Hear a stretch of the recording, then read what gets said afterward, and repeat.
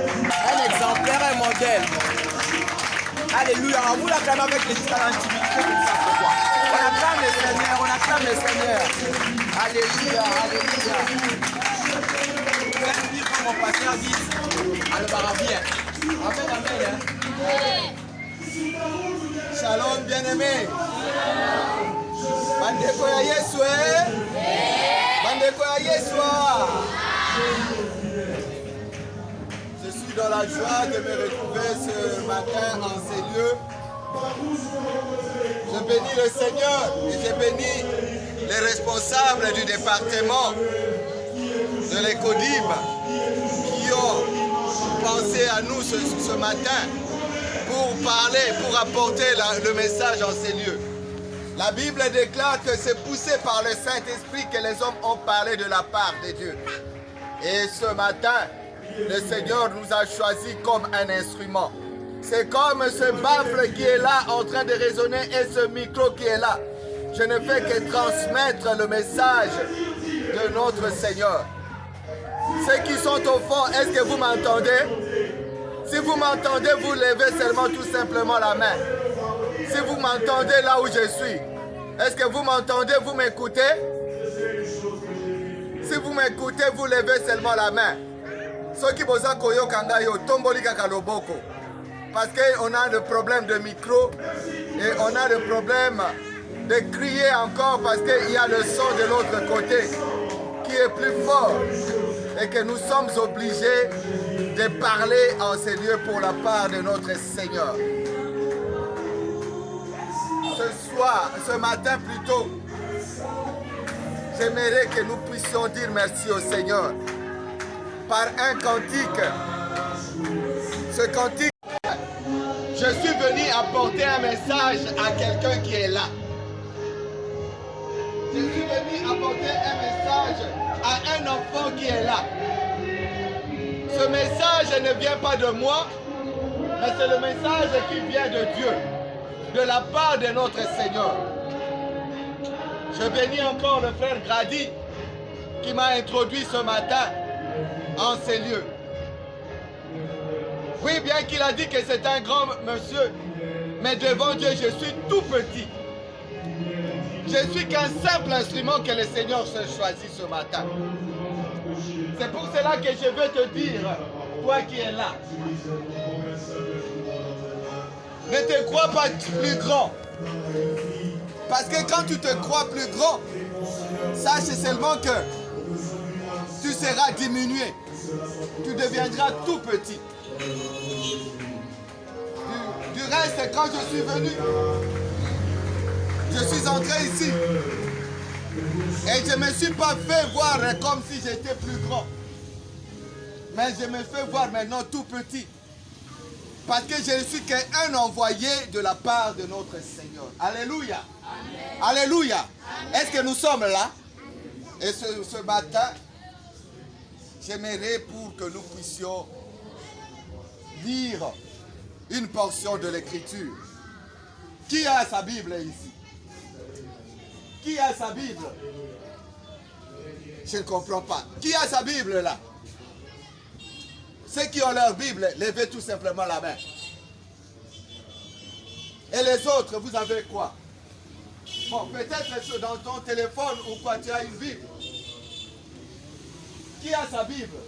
Ici, je vois seulement, c'est combien de personnes? Mais comment vous suivez les enseignements ici?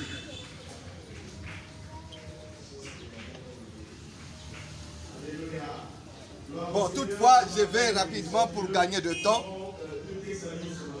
J'aimerais aussi ouvrir que nous puissions lire ensemble.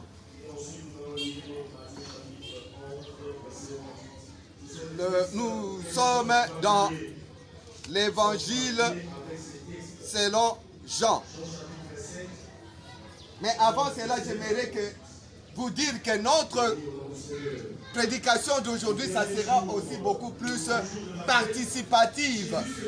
C'est-à-dire, je veux que chacun puisse participer. Alléluia. C'est comme quand on est à l'école. Ici, c'est l'école de dimanche. Je suis là comme un enseignant, comme un moniteur que vous me voyez là. que le Seigneur m'a délégué ce matin pour que je puisse parler de sa part. Alléluia. Alléluia. Je crois qu'on s'est fait comprendre. Je dis là, nous sommes dans l'Ancien Testament. On est dans l'Ancien Testament, on est en train de lire l'évangile de Jean chapitre 8. Est-ce que nous sommes d'accord? Nous sommes d'accord? Nous sommes d'accord? Toi, tu sais que l'évangile selon Jean, c'est dans l'Ancien Testament. Alors pourquoi tu es d'accord? J'ai dit que ce culte, vous savez pourquoi je parle qu'il faut avoir la Bible.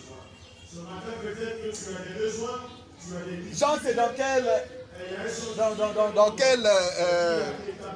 partie? L'Ancien ou Nouveau? Le Nouveau Testament. Et c'est l'évangile de Jean. J'aimerais seulement nous dire qui connaît Jean. Quelqu'un connaît Jean ici? C'est quel Jean comme je suis en train de dire? Tout à fait. Merci beaucoup, frère. J'aimerais que nous puissions lire. Pourquoi je le dis ce matin? J'aimerais que chacun de vous puisse savoir que sans la Bible, sans la parole de Dieu, notre raison d'être en ces lieux ne sert à rien. Parce que quelqu'un peut venir vous mentir comme ça et vous dire ceci, que voilà que Jean est dans l'Ancien Testament. Et c'est comme aussi Jude aussi est dans l'Ancien Testament, vrai ou faux? Jude est dans l'Ancien Testament. Jude est dans quel livre? Dans l'Ancien Testament. Qui a dit dans l'Ancien? Ne me regardez pas seulement comme ça. Je veux que ça soit participatif ce matin. Je ne veux pas m'éterniser pour cela. Sachez-le que Jude est dans le Nouveau Testament. Et je cite encore. Qui peut me citer l'évangile de Moïse? C'est où? Ah, il y a quand même des lecteurs de la Bible ici. Ça c'est bien. C'est pour vous dire que quand vous allez rentrer dans la maison chez vous, de supplier. Qui a un téléphone ici? Parmi vous, là-bas. Qui ont des téléphones? Qui a un téléphone? Toi, qui a un téléphone là? Qui a le téléphone là-bas? Celui qui a son téléphone, qui lève seulement son téléphone. N'aie pas peur. Mais alors, ce que j'aimerais vous demander, une seule chose. Ce qui est plus important d'avoir, c'est la Bible. C'est la parole de Dieu. Vous comprenez? Vous comprenez? Alors nous allons lire, excusez-moi, je voulais vous dire, le passage que nous allons lire aujourd'hui, j'avais deux messages, mais l'autre, ça ne me concernait pas. Nous sommes dans Luc chapitre 2. Luc chapitre 2. Luc est dans quelle partie de la Bible? L'Ancien ou le Nouveau? Dans le Nouveau, très bien. Nous sommes dans Luc chapitre 2. Nous lirons à partir du 39e verset jusqu'au 52e verset. C'est un long passage, mais souffrez d'écouter ce passage, cette lecture. Est-ce que vous êtes prêts? Vous êtes prêtes? Est-ce que vous êtes prêts les autres? Alléluia! Je le lis au nom du Seigneur. La Bible dit ceci dans la version Louis II, au verset 39. Lorsqu'ils eurent accompli tout ce qu'ordonnait la loi du Seigneur, Joseph et Marie retournèrent en Galilée, à Nazareth, leur ville. Or, l'enfant croissait et se fortifiait. Il était rempli de sagesse et la grâce de Dieu était sur lui. Le verset 41. Les parents de Jésus allaient chaque année à Jérusalem, à la fête de Pâques. Lorsqu'il fut âgé de 12 ans, ils y montèrent selon la coutume de la fête. Puis, quand les jours furent écoulés, et qu'ils s'en retournèrent, l'enfant Jésus resta à Jérusalem. Son père et sa mère ne s'en aperçurent pas. Croyant qu'il était avec leurs compagnons de voyage, ils firent une journée de chemin et le cherchèrent parmi leurs parents et leurs connaissances. Mais ne l'ayant pas trouvé, ils retournèrent à Jérusalem pour le chercher. Au bout de 3 jours, ils le trouvèrent dans le temple, assis au milieu des docteurs, les écoutant, les interrogeant. Tous ceux qui l'entendaient étaient frappés de son intelligence et de ses réponses. Quand ses parents le virent, ils furent saisis d'étonnement. Et sa mère lui dit, « Mon enfant, pourquoi as-tu agi de la sorte avec nous? Voici ton père et moi, nous te cherchions avec angoisse. » Il leur dit, « Pourquoi me cherchez-vous? Ne saviez-vous pas qu'il faut que je m'occupe des affaires de mon père? » Mais ils ne comprirent pas ce qu'il leur disait. Puis il descendit avec eux pour aller à Nazareth. Et il leur était soumis. Sa mère gardait toutes ces choses dans son cœur. Et enfin, le verset 52 dit ceci. Et Jésus croissait en sagesse, en stature et en grâce devant Dieu et devant les hommes. Parole du Seigneur. Parole du Seigneur. J'aimerais seulement bénir le Seigneur pour cette grâce, pour lui dire que je suis rien devant lui, pour lui dire que je suis seulement comme un ver de terre, un vermisseau. Je suis seulement ce que lui, il a délégué pour que je puisse parler de sa part. Et ce matin, je veux que quelqu'un ici puisse écouter et quelqu'un puisse vivre ce que le Seigneur est en train de lui dire et partir avec quelque chose dans sa tête. Alléluia! Amen. Alléluia! Est-ce que le frère de Jésus est là? Est-ce qu'il y a un frère de Jésus ou une sœur de Jésus? Oh, c'est lui. Amen. Que le Seigneur soit béni. Le message de ce matin, ou la leçon que nous allons avoir ce matin, que nous tous nous allons noter, et c'est un enseignement pour chacun de nous, est en train de nous dire, chacun doit noter cela. C'est être au service de Dieu. Être au service de Dieu ne t'exclut pas de ta famille. Ne t'exclut pas ou ne t'exclut pas d'être dans ta famille. Être au service de Dieu ne t'exclut pas d'être dans ta famille. Je répète, être au service de Dieu ne t'exclut pas d'être dans ta famille. Est-ce que quelqu'un a noté? Être au service de Dieu. Il faut avoir, je crois que vous tous, vous êtes à l'école. Et ici aussi, c'est une école. Et quand on vient à l'école, on ne vient pas les mains vides. Quand on vient à l'école, on a des cahiers. Quand on vient à l'école, on a des blocs-notes. On a des stylos. Combien ici, ils ont des cahiers? Qui a son cahier ici? Personne ici, il y a la plupart. Qui a le cahier qui lève bien sa main? Et un stylo.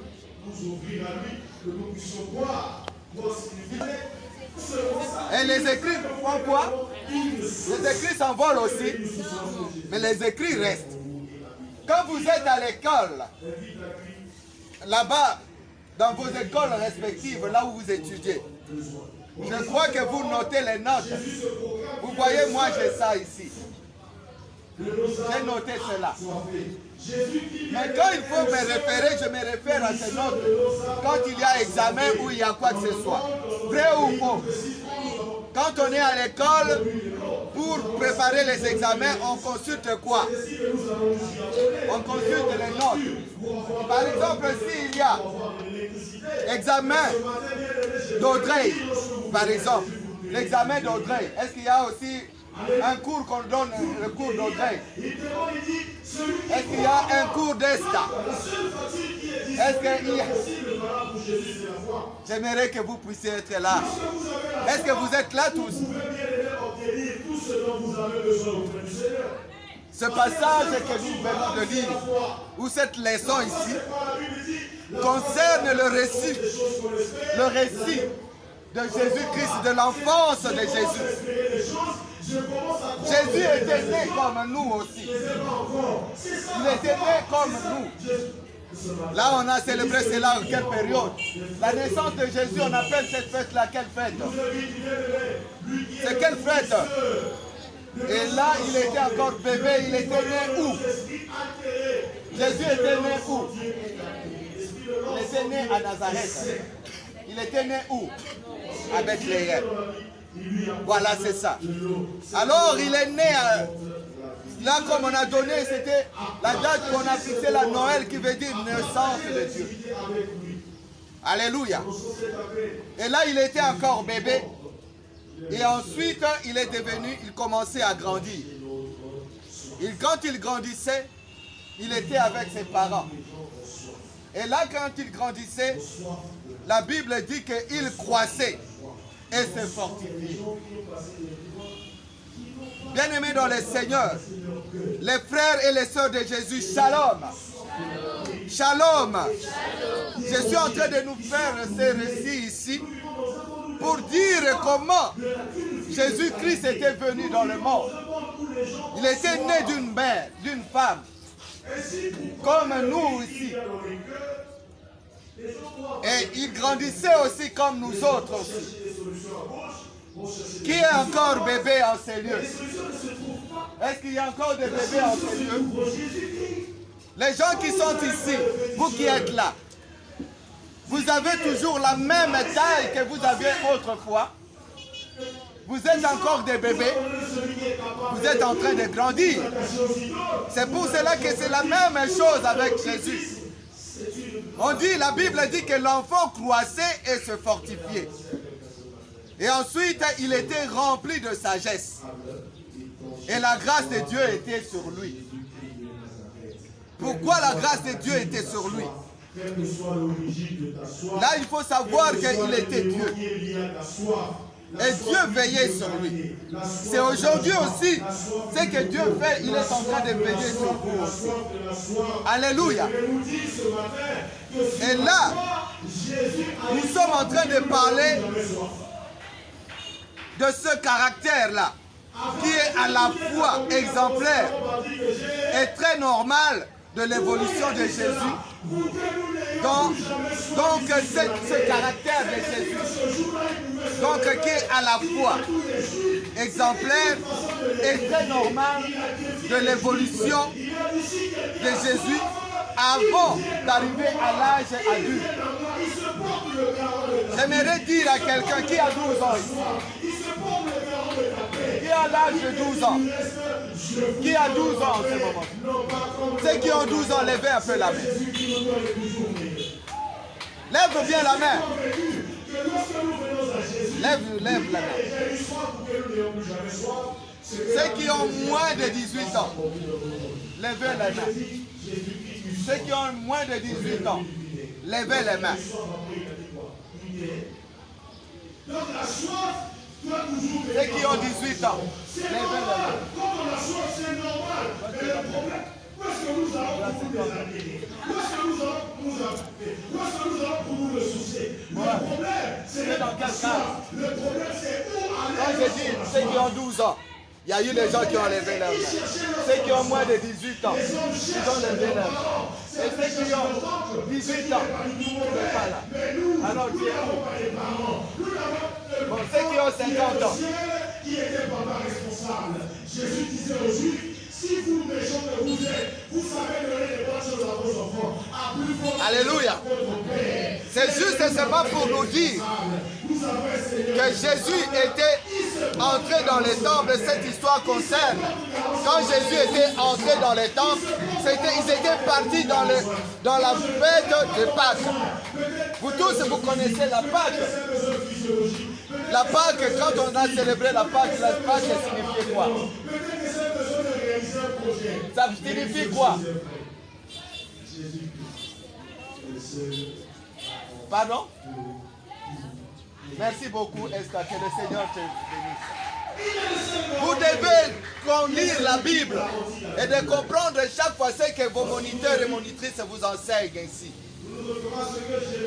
Ce n'est pas mettre ça de côté et dire que non, c'est fini pour aujourd'hui. Jésus, c'était pendant cette fête-là qu'il était entré, et il était entré dans le temple pendant qu'on célébrait cela. Comme nous l'avons lu là-bas, il devait rentrer et rentrer aussi à Jérusalem. Mais ses parents ont constaté que Jésus n'était pas avec eux. Pendant une journée de marche, ils ont remarqué que Jésus n'était pas là. Mais c'est vraiment bizarre, vous pouvez le dire. Un enfant de 12 ans. Bien sûr qu'ils étaient nombreux. Comme vous êtes en ce moment-ci, vos parents savent que vous êtes ici à l'église. Vrai ou faux? Ils le savent, non? Mais vous allez trouver ça un peu étonnant de voir que les parents ne savent pas là où se trouvent leurs enfants. Mais ils savaient bien qu'ils étaient tous partis là-bas à la fête. Mais alors, qu'est-ce qui s'est passé?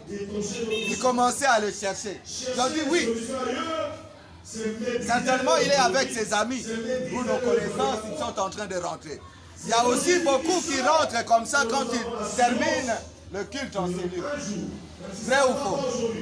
Il y a d'autres qui rentrent avec des frères et des sœurs. Mais alors, qu'est-ce qui s'est passé? Après, ils ont commencé à chercher, ils sont rentrés jusque-là. Mais ils ne l'ont pas vu. Mais c'est au bout de 3 jours, ils ont trouvé Jésus où? Au temple. Et qu'est-ce qu'il faisait au temple? Il était en train d'écouter les maîtres, les sacrificateurs, les gens qui étaient là au temple, les docteurs de la loi, excusez-moi, qui étaient en train de parler. Et alors, Jésus, au verset 46, la Bible dit ceci. Cela montre que le jeune enfant a été instruit de la loi, que ses connaissances bibliques lui permettent de dialoguer utilement avec les maîtres en la matière. C'est ce que la Bible dit. Pour que Jésus commence à parler, il devait tout d'abord entendre ce message que vous êtes en train d'entendre aujourd'hui. C'est ce message-là, c'est comme aussi quand vous êtes à l'école, vous écoutez vos enseignants. Vrai ou faux? Vous écoutez les leçons qu'on vous donne. Réveillez celui qui est à vos côtés là. Celui qui dort, mais réveillez-le. Dis que c'est le moment. Ce n'est pas le temps de dormir. Alléluia. J'aimerais seulement te dire ceci. Quand on est à l'école, on écoute les maîtres, on écoute l'enseignant, on écoute tout ce qui, quelle que soit ta connaissance. Jésus avait une très grande connaissance. Vrai ou faux? Mais à l'âge de 12 ans, il a épaté les gens. C'est pour cela que j'avais dit qu'il y a certains enfants qui sont ici, âgés de plus de 12 ans. Il y a d'autres qui ont 12 ans, moins de 12 ans. Ils sont là. Mais quand ils s'expriment après avoir reçu une leçon, c'est vraiment formidable. Et c'est ce que nous voulons aussi dire à toi aujourd'hui qui est là. Jésus était entré là pour être dans le service de Dieu. Aujourd'hui, j'aimerais te dire, aujourd'hui, bien-aimé dans le Seigneur, permettez-moi de répéter encore aujourd'hui, que quelqu'un qui est venu ici ne doit pas rentrer tel qu'il était venu. Quand nous venons en ces lieux, nous venons pour écouter le message. Nous venons pour écouter la parole de Dieu. Nous ne venons pas pour tourner les pouces ou pour regarder les beaux yeux de nos enseignants, ou de regarder nos amis, ou de voir qu'est-ce que l'autre a apporté, qu'est-ce que l'autre est en train de dire, ou qu'est-ce que l'autre est en train de murmurer. Mais j'aimerais te dire ceci. Nous sommes venus pour écouter le message, la parole de Dieu. Et que cette parole-là qui va nous aider à croître, à grandir. La Bible dit que Jésus croissait. Jésus croissait en sagesse et en stature. Mais j'aimerais te dire aujourd'hui, l'âge que tu as aujourd'hui, ce n'était pas l'âge que tu avais hier. Vrai ou faux? Est-ce que les gens qui avaient 12 ans, ou qui ont 12 ans aujourd'hui, ou 18 ans, ou 50 ans, ont le même âge qu'ils avaient autrefois, de 13 ans, de 10 ans, ou de 9 ans, ou de 9 mois, ou de nourrissons? Est-ce qu'ils sont comme ça encore? Je crois qu'ils sont en train de grandir. Et là, la Bible dit que Jésus croissait en sagesse et en stature. Pourquoi j'insiste sur ce point-là? C'est là où vous devez retenir. Un enfant, quand il grandit, il doit grandir en sagesse, en stature tout d'abord. Là, on va dire, comme on peut dire en lingala, moi, na koli, les lois komi moulaï. On voit déjà en stature. Et on voit aussi l'intelligence, il croissait. Là, nous voyons le corps. Mais nous voulons dire que l'homme est composé de 3 parties. Dis-moi. Voilà, que le Seigneur soit. Donc le corps, donc l'âme, l'esprit, on ne voit pas. Mais le corps, on le voit, on le touche. L'âme et l'esprit, on ne le touche pas. Mais j'aimerais dire à quelqu'un aujourd'hui, il y a cette partie matérielle qu'on peut toucher, physique, et cette partie immatérielle qu'on ne peut pas toucher. L'âme et l'esprit. Vous comprenez? Quand tes pensées, qui peut toucher les pensées de quelqu'un? C'est pour vous dire ce que c'est l'âme et ce que c'est l'esprit. Qui peut toucher la colère de quelqu'un? Qui peut toucher la joie de quelqu'un? C'est cette partie-là qu'on ne peut pas toucher. Mais qui est en nous? Vrai ou faux? Il y a des moments là qui peut toucher la tristesse de quelqu'un. Ce sont les sentiments qui sont en nous. Mais j'aimerais nous dire ceci. Vous dire, bien-aimés dans le Seigneur, la croissance que nous voulons parler aujourd'hui doit être cette croissance-là spirituelle. Quand on grandit en âge, on doit aussi grandir en intelligence, on doit aussi grandir en connaissance, on doit aussi grandir en sagesse. Ce n'est pas celui qui est bébé et qui continue toujours,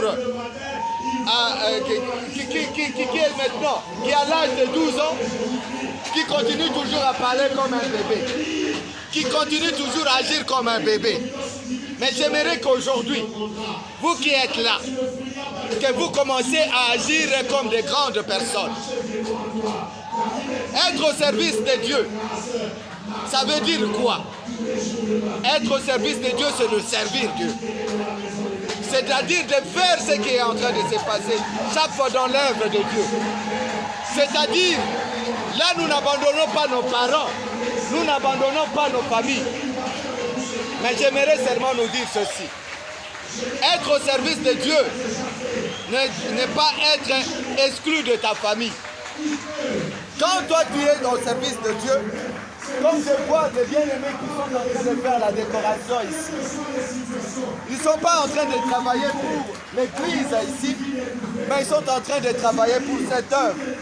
Ce n'est pas l'œuvre du pasteur Dani, ce n'est pas l'œuvre du frère Junior Moto, ce n'est pas l'œuvre du frère Grady, ce n'est pas ni aussi mon œuvre, ni l'œuvre de mon bien-aimé Didier ici devant, ni de qui que ce soit, mais c'est l'œuvre de qui?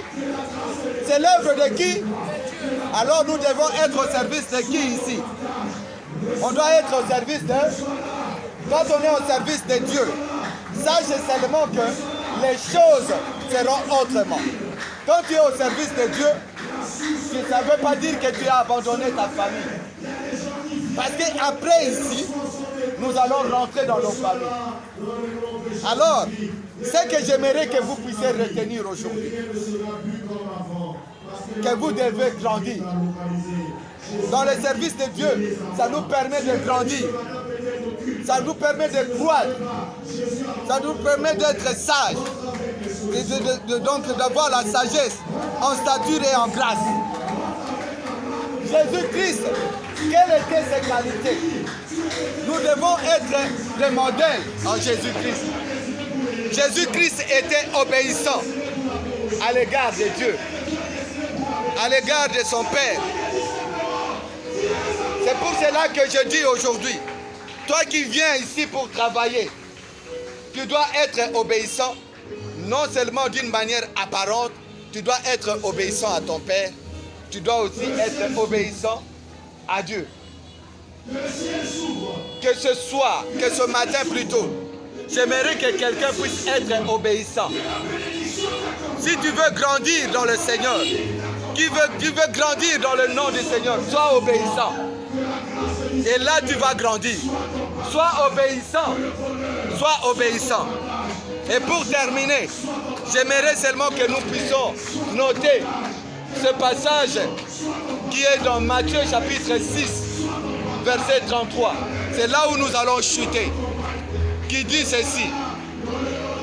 Matthieu chapitre 6, verset 33. C'est que nous devons faire pour grandir, pour croître. Nous devons tout d'abord chercher pour croître spirituellement, pour croître et d'éviter de faire de mauvaises choses. Nous devons d'abord chercher premièrement le royaume des cieux. De chercher premièrement le royaume des cieux et sa justice. Et la justice de Dieu. Et toutes ces choses vous seront données par-dessus. Toi, tu cherches l'intelligence. Toi, tu cherches la sagesse. La première des choses qu'on te demande, de chercher le royaume des cieux. Toi qui es dans l'habitude d'insulter. Toi qui es dans l'habitude de dire des mauvais propos auprès de tes amis. Mais aujourd'hui, j'aimerais que tu puisses chercher d'abord le royaume des cieux. De chercher premièrement le royaume des cieux et la justice de Dieu. Et toutes ces choses vous seront données par-dessus. Cherchez Dieu. Cherchez Dieu. Et là, vous serez réellement appelés enfants de Dieu. Toi qui es au service de Dieu, tu dois le chercher. Parce que chercher Dieu, c'est là où tu passeras ton éternité avec lui. Tu ne passeras pas ton éternité avec ta famille. Mais il faut te préparer. Toi qui es dans l'idolâtrie, toi qui es dans le mélange, toi qui es peut-être dans la tricherie, toi qui es peut-être dans des choses qui n'honorent pas Dieu. Aujourd'hui, je te demande de chercher d'abord, premièrement, le royaume des cieux et la justice de Dieu. Et ce soir, ce matin plutôt, je répète toujours ce soir, ce matin, j'aimerais dire à quelqu'un, si tu veux croître en sagesse et en intelligence, de grandir et en grâce, recherche le royaume des cieux. Sois obéissant à tes parents. Sois obéissant à ceux qui sont élevés ici, qui vous conduisent à vos encadreurs. Soyez obéissants. Ne vous croyez pas que vous êtes ce que vous faites chez vous à la maison, que vous le faites ici. Quand on vient dans la présence de Dieu, on se rabaisse. Parce que la Bible dit que celui qui se rabaisse, Dieu va les révéler. Et que le Seigneur bénisse sa parole. C'est ce matin, j'aimerais que le Seigneur visite quelqu'un. Je veux que ce matin, que le Seigneur fasse quelque chose pour toi. Et que les choses changent dans ta vie. Que le Seigneur vous bénisse tous.